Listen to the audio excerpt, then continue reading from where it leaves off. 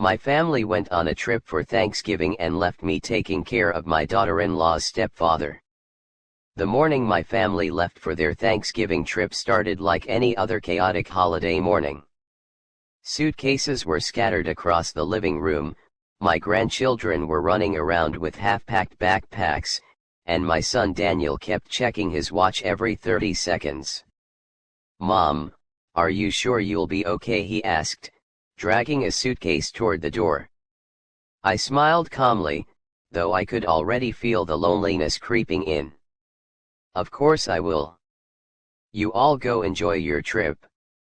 Daniel's wife, Melissa, gave me a quick hug. But her voice carried that rushed tone people use when their mind is already somewhere else. "Thank you again for staying back. And, please keep an eye on Robert. His health hasn't been great lately." Robert. Melissa's stepfather. The man none of them seemed to want to deal with. He had moved into the small guest room in our house 2 months earlier after a minor stroke. Doctors said he needed someone around most of the time, but Melissa's family was busy, and somehow the responsibility quietly slid toward me.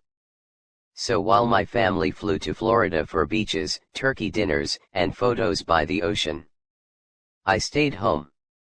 With Robert. The man nobody wanted. Robert wasn't a terrible man. He was quiet. Polite. Mostly kept to himself.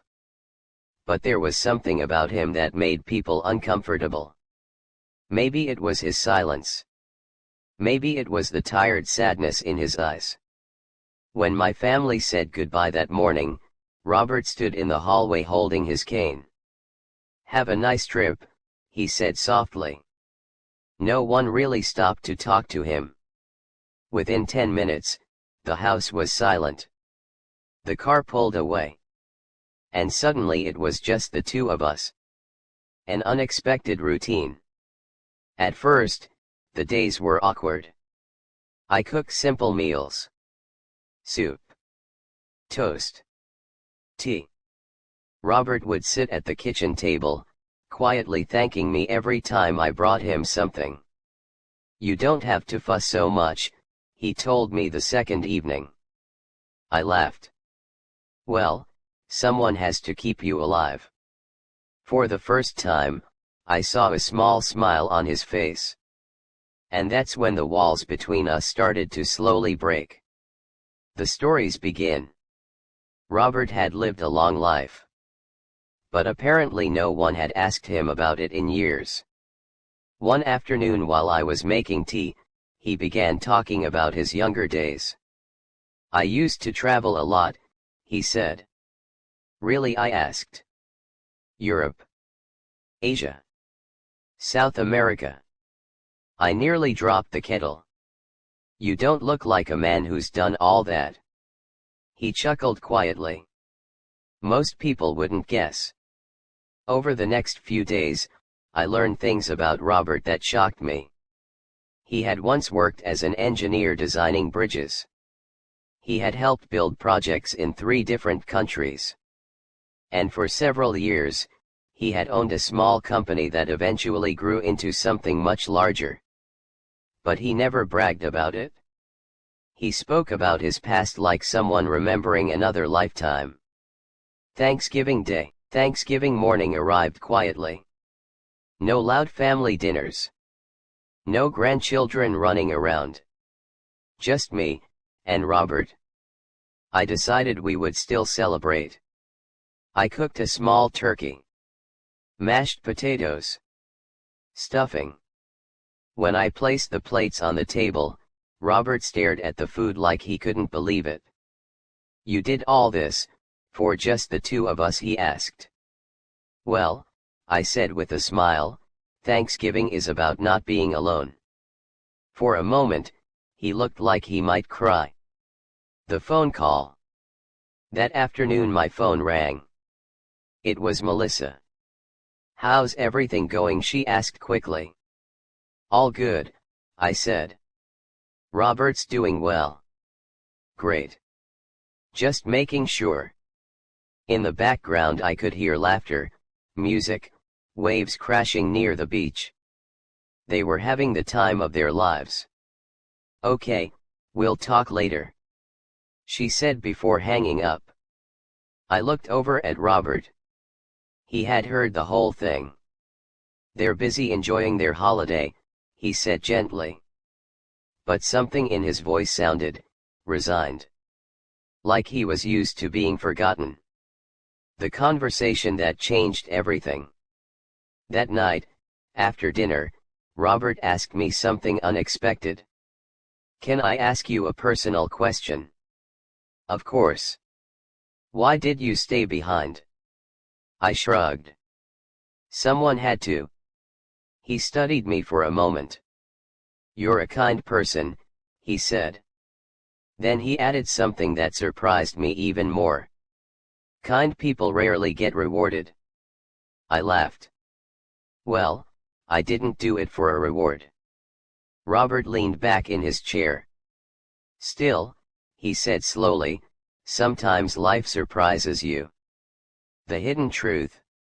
The next morning, Robert asked if I could help him with something. "In the guest room closet," he said, "there's a small black briefcase." I brought it to him. He placed it carefully on the table and opened it. Inside were several documents. Property papers. Investment files. Bank statements. My eyes widened. "Robert, what is all this?" He folded his hands calmly. "My life's work." It turned out that the company he had once owned had been sold years earlier. For millions. Even after retirement, his investments had grown significantly. I stared at the papers in disbelief. Melissa never mentioned any of this. Robert sighed. "Most people assume I'm just an old man with nothing left." He looked at me kindly. "But you didn't treat me that way." The decision. Robert closed the briefcase slowly. "I've been thinking a lot these past few days," he said. "About what?" I asked. "About family." He looked around the quiet kitchen. "You're the only person who has actually sat down and talked to me in months." I didn't know what to say. Then he said something that completely stunned me. "I want to change my will." My heart skipped. "Robert, you don't have to." He raised his hand gently. "I know exactly what I'm doing." The return. 3 days later, my family returned from their vacation. The house filled with noise again. Suitcases rolling. Kids shouting. Melissa rushed into the kitchen. "Robert, how are you feeling?" He smiled politely. "I'm doing well." Daniel clapped me on the shoulder.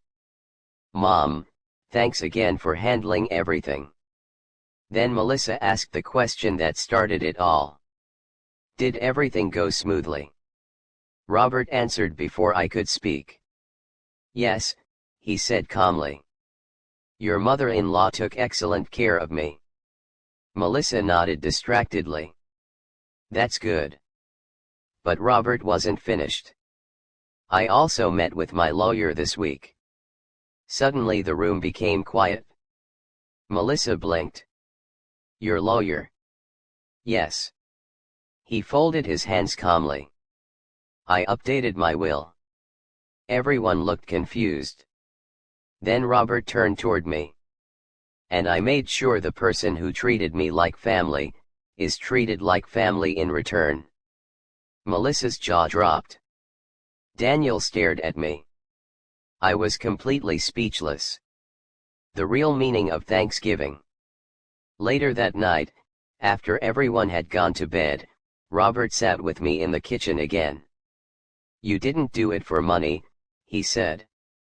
"That's exactly why I trusted you." I shook my head slowly. "You didn't need to do that." He smiled. "Maybe not." Then he looked around the house thoughtfully. "But kindness should never be invisible." Outside, the night was quiet.